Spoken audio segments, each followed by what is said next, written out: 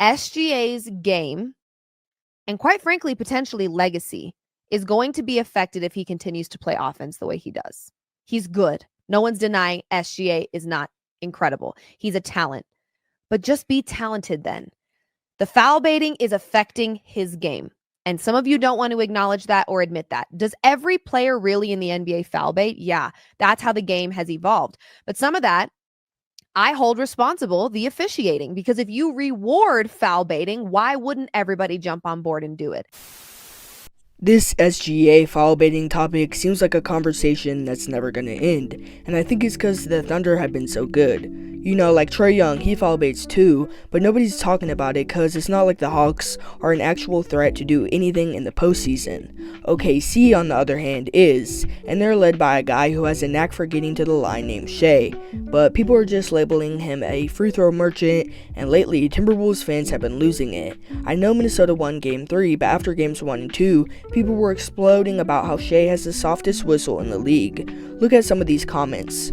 Don't worry, SGA had 15 free throws in Game 2. Dude isn't an MVP. SGA is unwatchable. SGA has reinvented flopping. All of those comments kind of show how the public view of him has been, and I'm sure a lot of people lost their minds when he won MVP over Jokic. Now, I don't feel any type of way about Shai winning over Jokic, but it's tough that Jokic could have a 20-20-20 game, average a triple-double, and still not win a regular season award. But it is what it is, and they might as well give this one to Shai, because this season is probably going to be his best case for MVP. I say that because I don't think the Thunder are going to be as dominant as they were this regular season. No way they win 68 games in the Wild West. So let Shai get his MVP out of the way, so maybe Jokic can get his fourth later down the line. But right now, it's Shai's time, and a lot of people don't appreciate that. They think he's bad for the game and a flopper, but he also has some people who defend him. And I like Shai, so I take his side on a lot of things. But it's hard when I hear one of my peers who's also a Shai defender bring up this ignorant argument over and over again. Do you know how many players in history averaged over 30 and shot under 9 free throws? There's only a handful. Like Jordan shot 12 free throws a game. Kobe shot 10, 10, 10, 11. Allen Iverson shot 10, 10, 11. He shot, 8.8? Yeah, 8.8 this season. Shot 8.8 this year. And they're calling him a free throw merchant, but everybody in history who's averaged 30 are shooting over 10 free throws a game. Okay, so I see what Gil means, but the reason why I think this argument is ignorant, or maybe a better word, unproductive, is because I always hear the same counter to it over and over again. And these guys are gonna say, we don't label Shai as a free throw merchant because we're worried about the sheer number of free throws, but we're bothered by how he gets to the line. Which is fair, I don't have a problem with that. And Gil's the same type of guy to say, well, Giannis shoots more free throws. That's not the point. Giannis and SGA get to the line in very different ways. Let's stop pretending like that's not the case. Giannis, when he gets fouled, he just goes straight up and is not trying to get fouled. Matter of fact, some teams will purposely foul him in order to send him to the charity stripe. SGA, on the other hand, is more about manipulation. So I understand that people have a problem with how he gets to the line, but I can't help but find it a little ironic. Like here, this comment kind of sums it up. They glorified in their mind a shooting guard who lives in the mid-range who relies on footwork and shiftiness until they actually saw one, which is so true. There was so much talk about how the NBA needs to get back to the fundamentals, how players need to stop jacking up threes, and that they should rely more on their mid-range. But when they get a guy like Shai who does all that, they aren't happy. They were looking for a Kobe-esque back-to-the-basket shooting guard who lives in the mid-range, and when you ask for all of that, Shai Gilgeous-Alexander is what you get.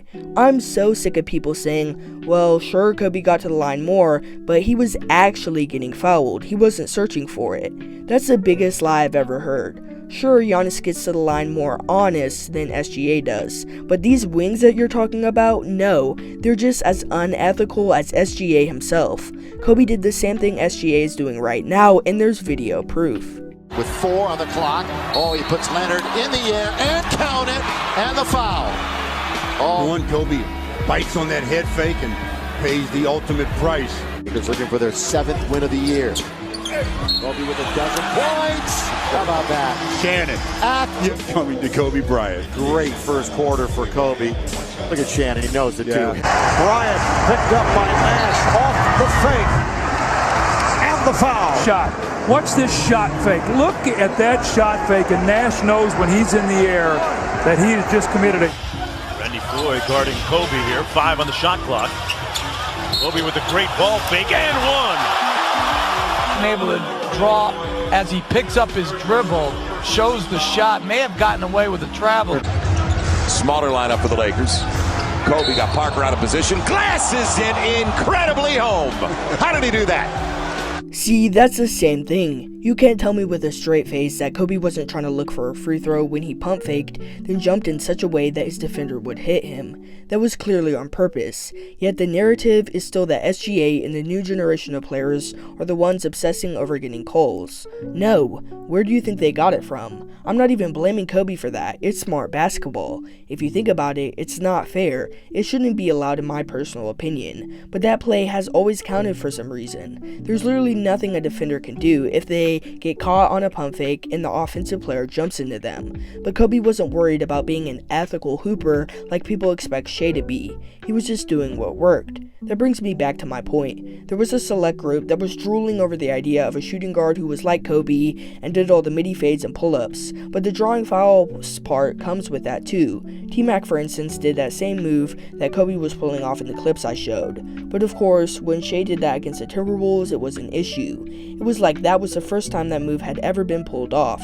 The truth is, he didn't invent any of these strategies. He just embraced them. Even MJ, Michael Jordan, some people's GOAT, isn't safe because he did that same foul drawing move that Kobe mastered as well. In a row now with pretty good looks. Michael got him on the air. Alonzo Mourning will pick up the foul.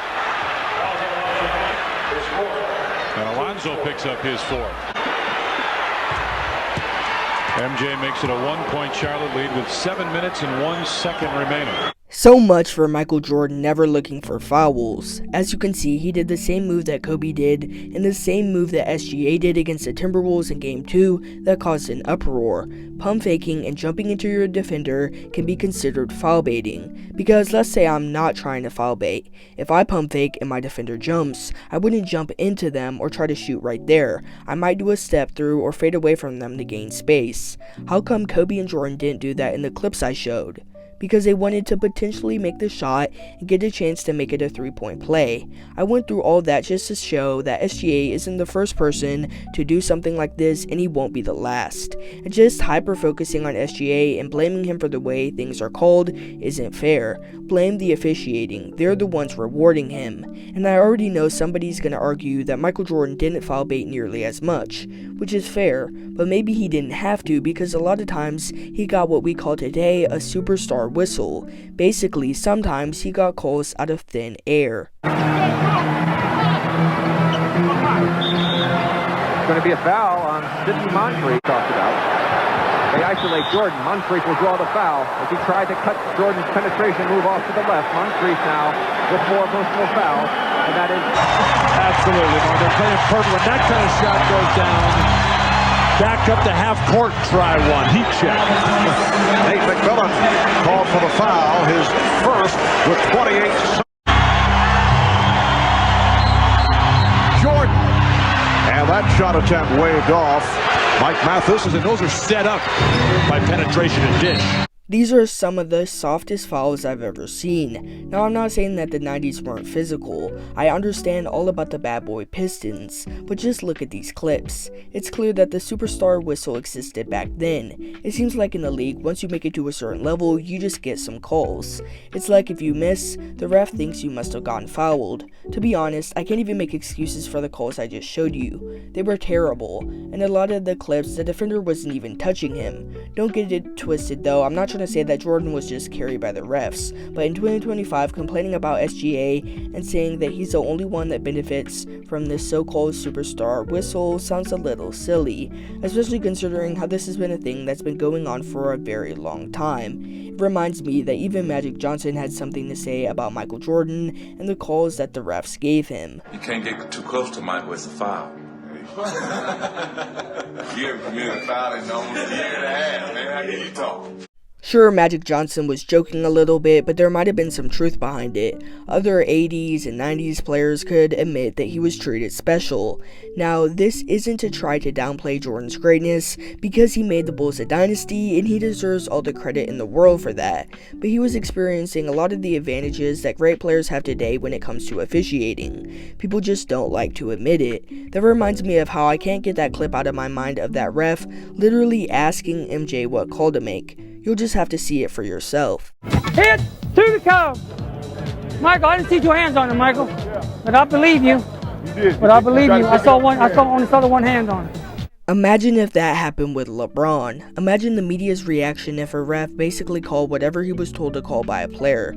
People would start trying to write off Bron's legacy and say that he was carried by the officials. But when Jordan has something like that happen, it's not a big deal. And I'm not saying that this was a normal conversation game to game for him, but I think the refs definitely were looking for any bit of contact on Jordan, just like they do with any star player now. It's clear that even though Jordan would sometimes get up in refs' face and stuff, overall he had a mutual respect with the refs. Watch how Jeff Teague explains how SGA treating the refs around him well ultimately helps him get to the line more too. I want to ask y'all, there's been a lot of questions about SGA being a foul merchant. How do y'all feel about that? Is he doing what he's supposed to do, or is it a little too extra? But I'm saying so many more people that have done. Trae Young do that. They took it out the game with Trae Young though. They hated Trae Young so much that they took it out the game for him. Yeah. But they kept it in for SGA just because the way Trae Young, like y'all understand, I've learned through the NBA, Trae Young get a lot of texts. Yeah. Okay. Like Trae Young will cuss the ref out, and SGA don't do that. That you know what I pisses mean? me off, though. We doing the same thing. It Y'all is, don't like me, so but it's the way you treat me. You know, it's in how you treat. You know, you treat your ladies. You know what I'm saying? You're right, bro. You're right. I didn't know that was a thing. They still human. They're still human. That's exactly right. Like it or not, it's impossible to have a ref make calls without his emotions involved 100% of the time. That explains why Trae Young might not get as many calls as SGA, even if they pull off the same move, because Trae Young is thought of poorly by the officials, while SGA is in good standing with them. It's really that simple. To Timberwolves fans, if you want Ant to get just as many free throws, have him learn how to sell contact like SGA does, and have him treat the refs good. Maybe he shouldn't have thrown the ball at Shea or push him down during the game. I don't know if that's good for him. I'm not saying that it's fair, it's just the way things go. Shea is just trying to put his team in the best position to succeed, and if that means trying to be all respectful to the ref, he's gonna do that. I'm not saying he's perfect when it comes to that, but he does his best. I feel like I've reiterated this a lot, but it all comes down to the refs. Blame the refs, not SGA, if you're not happy with the calls. You know what the real irony of this is? I think people are not thinking that the referees don't do their homework. The referees don't look at all these plays after the game. So if everyone's saying he's a free throw merchant, these ain't fouls, you don't think they have to watch this? They have to watch all these plays, and they out there still making the same call. So they're behind the scenes agreeing that he's just good at this. Again, that just proves my point even more. This is on the refs. They clearly believe that the contact SGA has been seeing from the Timberwolves and all the other teams he's been going up against is illegal. Like Gil said, they watch the games over and over again, and they clearly believe that the calls that they're making are right. That's how it seems like the NBA wants its game to be played, and I can see where someone might be coming from if they say that it's weak or it's insulting the sport, but you can't blame a singular player who's found a way to be successful through it, because like I've shown you, both Kobe and Jordan pump faked and jumped into players. Jordan got some bailout calls from time to time too, and there's even a clip of a ref asking him what call to make. You can't make this up. You have to blame the whole brand of basketball, not just one player. This doesn't fall on Shea's shoulders. I agree that the league should get a little more physical. I like how the playoffs have been going where the refs have been letting some things go, but they're going to have to change some rules if they want Shea's trips to the line to decrease, because no matter how unnatural his movements may look, he's still putting his defender in a position where they impede his shooting motion, and that results in him getting to shoot free throws. If the refs decide to not let him do that, he'll stop, and I'm one of those people that thinks that even without free throws, he's still the best player on a championship team. But what do you think? Does SGA really deserve all of this hate for free throws? Tell me in the comment section below. Until next time, peace.